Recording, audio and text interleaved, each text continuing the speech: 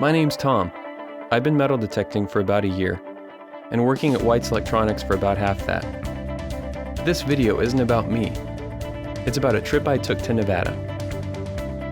Tim's my next door neighbor. He's been detecting for most of his life, and used to head down to Nevada to hunt the ghost towns for old coins and relics. Couldn't ask for a better guy to travel with. First stop on the way to Nevada was a ghost town on a ranch in eastern Oregon. I called ahead to get permission, but when I got there, the owner didn't want to be on camera.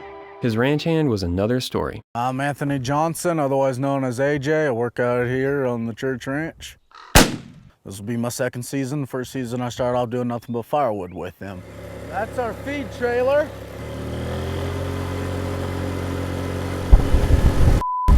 Now, I've been dragged behind an ATV before, but this is the first time I had a camera with me.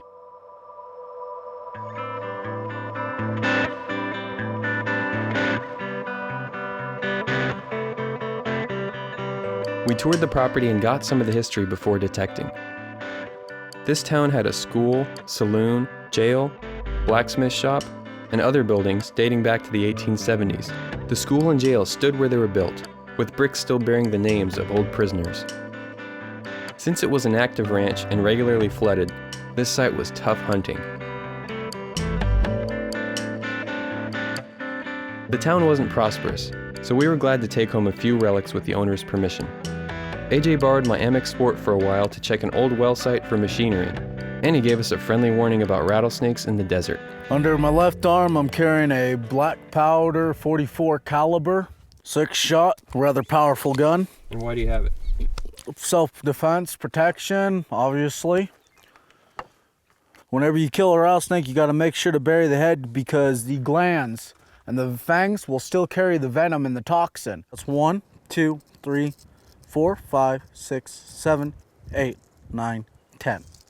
So that's 10 sheds old, which means he was pretty old for just coming out of hibernation. And they probably only came out of hibernation probably about 2 weeks ago. After saying our goodbyes, it was time to hit the road. Nevada was only an hour away.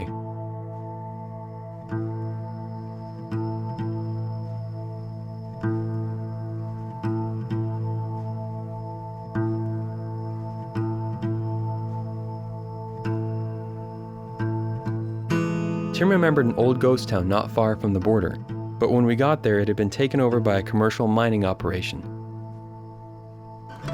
We set up camp in the dark, with the coyotes calling just over the ridge. We checked out a few other ghost towns on the way to the gold fields. Out here in the middle of the desert, there used to be people, towns, civilization.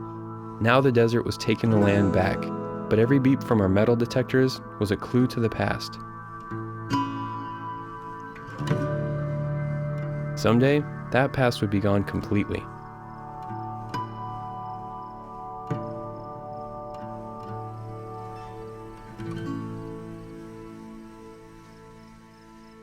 At the goldfields, we hooked up with Miner John and Digger Bob for some lessons in nugget shooting.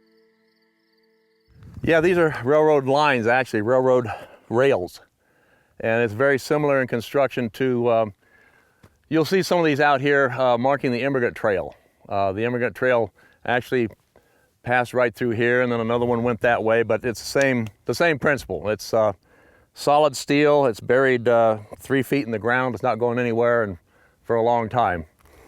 I put this up back in early 2006, myself and some friends, and to memorialize and remember our mentor, Jim Williams.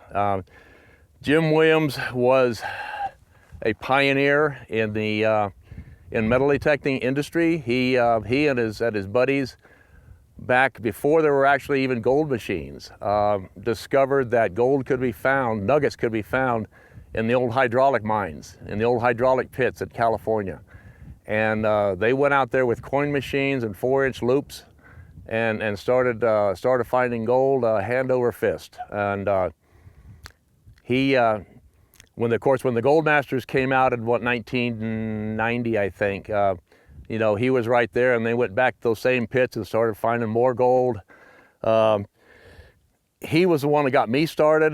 When the Gold Master came out, I managed to hook up with him, and he took me out, showed me the ropes, showed me what to look for, where to go, how to set the machine up properly, what to listen for, and then it kind of spread from there. I told other people told other people, and it just kind of went like this. So it's impressive when you think about it, what the impact that one person can have on influencing so many other people. And so anyway, I wanted to remember him. He was a very good friend, and he taught me a lot, and I miss him still to this day. So I had this put up out here in his memory, out here in one of his favorite places where he used to come, and we used to find a lot of gold out here. And we're still looking for it. There's still gold here. In the prospecting community, I'm the manufacturer of Miner John Designs, which is mostly metal detector coils with a few accessories. My first few years were, you know, pretty tough with a metal detector because you find a lot of square nails. And now I always tell people it takes about a year to find your first nugget. My first actual nugget that I can say I found all by itself with a metal detector happened in the fall of 1990 at Port Wine. And I remember it because it was, you know, that was a turning point. The little light bulb went on because I had been going to these hydraulic pits or other diggings, and you see these great big mining areas and you think you have to cover them real fast. And so I was moving way too fast to have heard anything, but I was getting tired at the end of the day, and I was going along real slow, swinging my coil real slow, which is what you need to do. And I was hearing these little tiny, you know, whoop, whoop, whoop, you know, and I thought that was just ground noise. But then I thought, wait a minute, that's repeating and it's in the same spot. And it was just a little tiny zip zip. And I dug it up, and I, you know, had a little plastic scoop, and I waved it to the coil, and I kept getting it, and I was doing my little thing, and all of a sudden there it was, this little, probably, I'm guessing it was like about, no, I remember, it was a 3.5 grain nugget. So a little triangle flat, you know, nugget, and I couldn't believe it. You know, that was my first find, finally. But that light bulb went on because I realized that gold whispers, it doesn't shout. And all those little faint zip zips that I just thought were just the normal spiraless, you know, noise you get while detecting, I was actually walking over little nuggets. And then I started hunting slower and careful, and all those little zip zips turned out to be little nuggets, and I had a field day. You know, some of the pits I was getting hundreds of little nuggets because people were not hunting them very, you know, real slow and careful. And at the time I had a VSAT, and it was just killer. Most of the guys at camp hadn't had much luck yet, with one exception. Yeah, I'm Mark, part-time prospector. So far I've got 17 nuggets for a total of 5 pennyweight, including a 2 pennyweight nugget.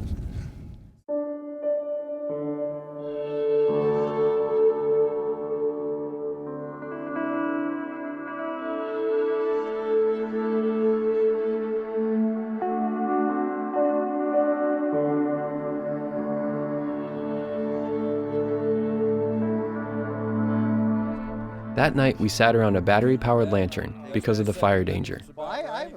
Looking around the circle, you wouldn't know that most of us hadn't found a single nugget. Why wouldn't you, you know? Well, that's just it. You gotta understand.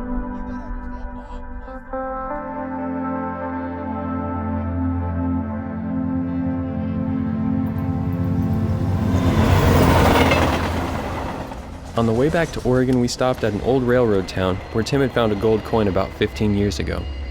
We hunted the tent sites above the town and turned up a few relics from the 1800s, but we didn't find any coins.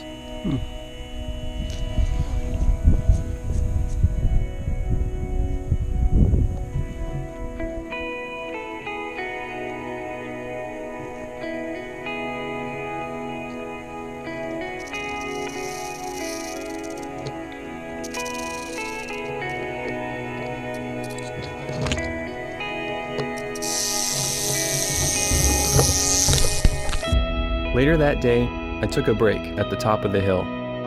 Even though we weren't finding our fortune out here, we were touching history. We were retracing the steps of people who went west to make a better life for themselves 150 years ago. In a way, we were after the same things they were, Open skies, clean air, adventure, and mystery. A truly American experience.